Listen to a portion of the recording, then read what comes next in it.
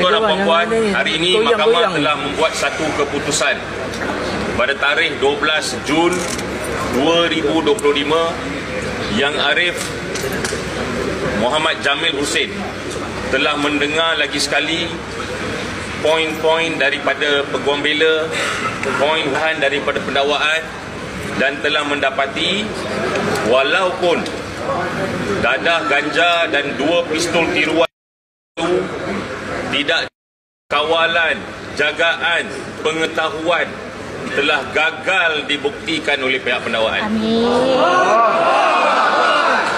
Selain daripada itu, Mahkamah juga telah membuat keputusan di mana Mahkamah telah menyatakan dengan jelas bahawa amat tidak selamat untuk memanggil Yusof Raute membela diri. Mahkamah juga dalam keputusannya telah menyatakan bukan sahaja tidak selamat tetapi terlalu banyak kemungkinan terutamanya akses orang lain kepada kereta Yusof Raute pada waktu kejadian tersebut.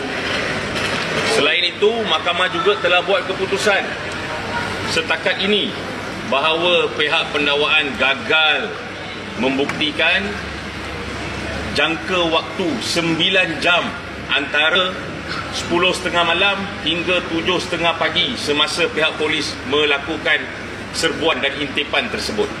Ingat, fakta kes 5 pagi terima panggilan, mereka sampai tempat kejadian 7.30. Keterangan 10.30 malam sehingga 7.30 itu 9 jam gagal dijawab oleh pihak pendakwaan. Pihak pegawai penyiasat juga gagal untuk menyiasat dengan jelas penama-penama yang telah diberikan oleh Yusof Raute dalam pembelaannya, dalam keterangannya, dalam percakapannya, termasuk nama Datuk Seri Anwar Ibrahim.